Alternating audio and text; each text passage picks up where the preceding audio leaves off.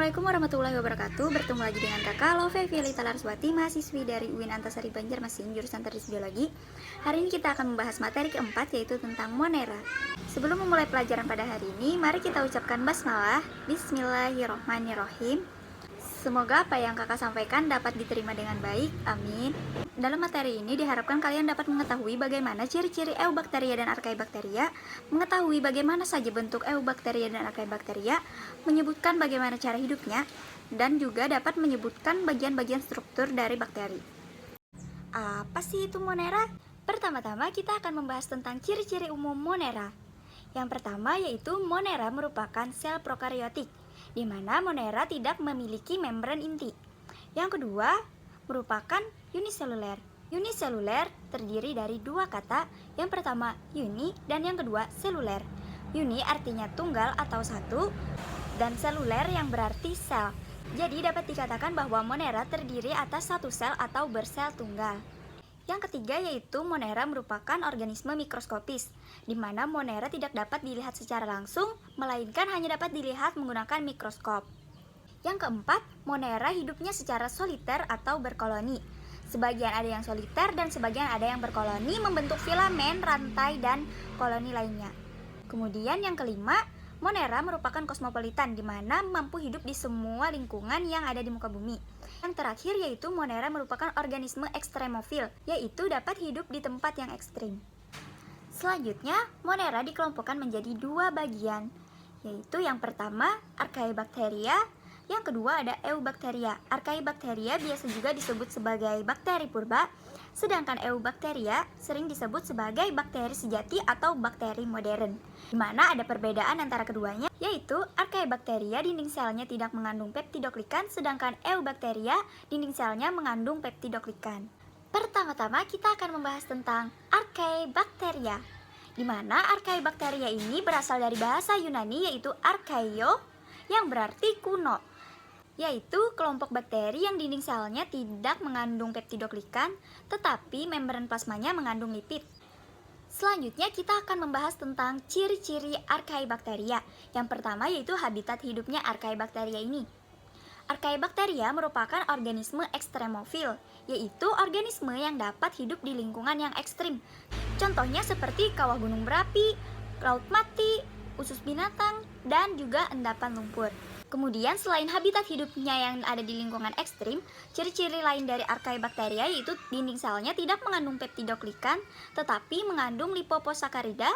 Kemudian perkembangbiakan archaebacteria, yaitu melalui pembelahan biner, fragmentasi, atau membentuk tunas.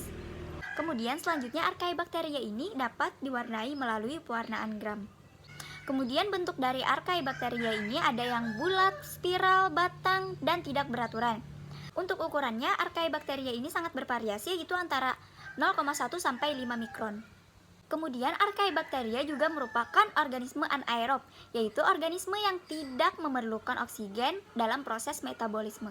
Yang terakhir, archaebacteria ini mereka hidup bebas dan non-patogen, di mana mereka tidak ada yang menjadi parasit dan tidak menyebabkan penyakit. Selanjutnya kita akan membahas tentang klasifikasi archaebacteria, di mana berdasarkan habitat hidupnya yang ekstrim, archaebacteria ini dibagi menjadi tiga, yaitu yang pertama ada halofilik, yang kedua metanogen, yang ketiga ada termoasidofilik.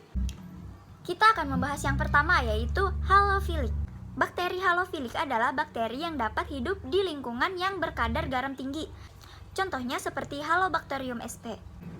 Yang kedua yaitu metanogen, atau bisa disebut sebagai metanogenik, di mana bakteri metanogen merupakan kelompok archaebacteria yang dapat mereduksi karbon dioksida menjadi metana dan air menggunakan hidrogen. Bakteri metanogen ini merupakan bakteri yang bersifat anaerob obligat, yaitu di mana baginya oksigen merupakan racun. Contohnya yaitu seperti Ruminococcus albus, yaitu bakteri yang dapat menghidrolisis selulosa.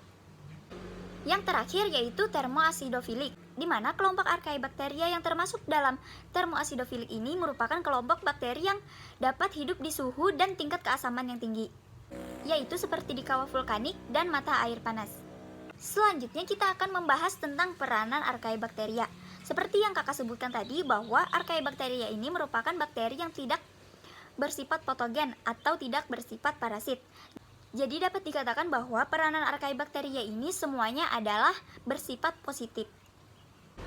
Contohnya yaitu seperti membantu proses pencernaan pada ruminansia, membantu proses bioremediasi, dan yang terakhir yaitu pembuatan biogas. Selanjutnya kelompok Monera yang kedua yaitu Eubacteria atau disebut dengan bakteri sejati atau bakteri modern. Eubacteria ini merupakan bakteri yang kita kenal sehari-hari. Eubacteria berasal dari bahasa Yunani yaitu eu yang berarti sejati dan bakteria yang berarti bakteri. Jadi Eubacteria adalah bakteri sejati yang dalam kehidupan sehari-hari kita kenal dengan sebutan bakteri. Kemudian kita akan membahas tentang struktur sel Eubacteria, di mana yang pertama sel Eubacteria ini yaitu mengandung dinding sel, membran plasma, sitoplasma, DNA, dan ribosom. Dan juga terdapat granul penyimpanan makanan, di mana ada beberapa struktur tambahan yang dimiliki oleh organisme tertentu seperti pilus, kapsul, dan flagel. Selanjutnya kita akan membahas tentang ciri-ciri Eubacteria. Yang pertama yaitu Eubacteria merupakan organisme bersel satu atau uniseluler. Yang kedua belum memiliki membran inti atau disebut sebagai prokariotik. Yang ketiga berukuran mikroskopis yaitu antara 0,1 sampai 5 mikron. Yang keempat, memiliki dinding sel dari bahan peptidoglikan. Yang kelima, bersifat kosmopolitan, yaitu dapat ditemui di mana-mana atau dapat hidup di segala lingkungan yang ada di muka bumi. Yang keenam, tidak memiliki kloroplas ataupun mitokondria. Yang ketujuh, umumnya Eubacteria ini bergerak menggunakan flagela. Yang kedelapan, bentuk selnya relatif tetap. Yang kesembilan, dalam kondisi yang kurang menguntungkan, maka Eubacteria ini akan membentuk endospora, yaitu sebuah pertahanan untuk dia bertahan hidup di lingkungan tersebut. Yang kesepuluh, reproduksi dari Eubacteria ini. Yang pertama yaitu ada secara vegetatif dengan membelah diri dan generatif dengan paraseksual. Kemudian selanjutnya kita akan membahas tentang klasifikasi Eubacteria berdasarkan bentuk dan kedudukan flagelnya. Berdasarkan bentuknya, Eubacteria terbagi menjadi 3. Yang pertama yaitu kokus atau bulat, yang kedua basil atau batang, yang ketiga spiral atau pita. Yang pertama yaitu kokus atau bulat, contohnya seperti Streptococcus, Diplococcus, Monococcus, Staphylococcus, dan Sarkina. Yang kedua yaitu basil atau batang, contohnya seperti Diplobacillus, Monobasil, dan Streptobacil. Yang terakhir ada yang berbentuk spiral atau pita, contohnya seperti Vibrio, Spirillum, dan Spirocheta. Kemudian berdasarkan kedudukan flagelnya, terbagi menjadi 4. Yang pertama yaitu ada monotrik, yang kedua ada amfitrik, yang ketiga ada lovotrik, yang keempat ada peritrik. Monotrik merupakan bakteri yang mempunyai satu flagel pada salah satu ujungnya. Amfitrik merupakan bakteri yang mempunyai flagel pada kedua ujungnya. Lovotrik merupakan bakteri yang mempunyai banyak flagel dalam satu ujung. Kalau peritrik merupakan bakteri yang mempunyai banyak flagel di seluruh tubuhnya. Kemudian ada juga pengklasifikasian Eubacteria berdasarkan pewarnaan gram atau gram strain. Yang mana dalam pewarnaan gram ini Eubacteria terbagi menjadi 2, yaitu bakteri gram positif dan bakteri gram negatif. Bakteri gram positif merupakan bakteri yang mempunyai dinding sel yang sederhana, mengandung banyak peptidoglikan, dan melalui metode pewarnaan dia akan mempertahankan warna ungu gelap setelah dicuci dengan alkohol atau aseton.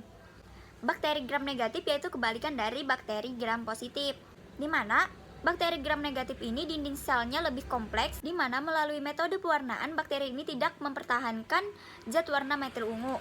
Bakteri ini akan menjadi warna merah atau warna merah muda. Kemudian ada klasifikasi Eubacteria berdasarkan kebutuhan oksigennya, terbagi menjadi 2, yaitu bakteri aerob dan bakteri anaerob.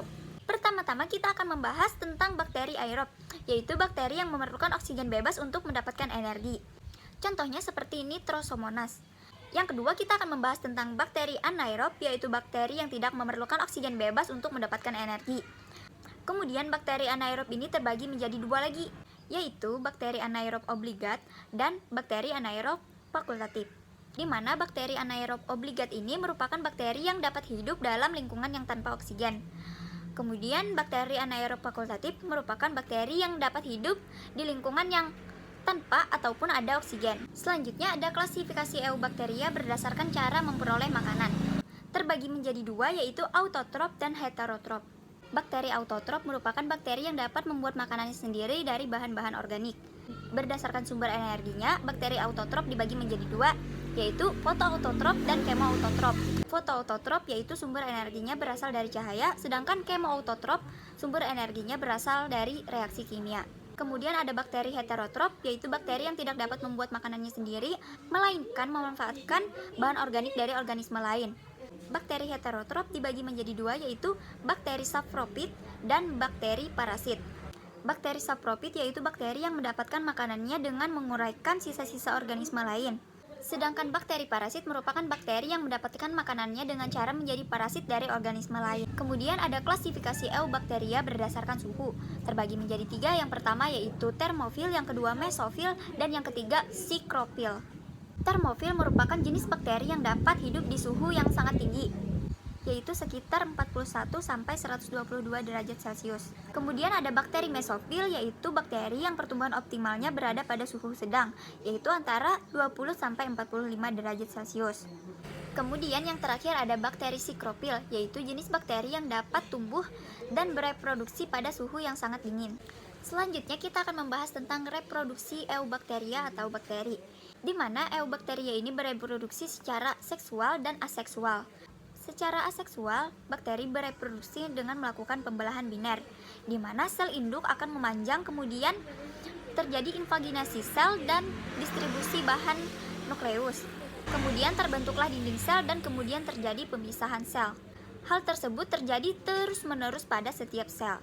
Selanjutnya, reproduksi secara seksual. Bakteri tidak melakukan pembiakan seksual yang sebenarnya.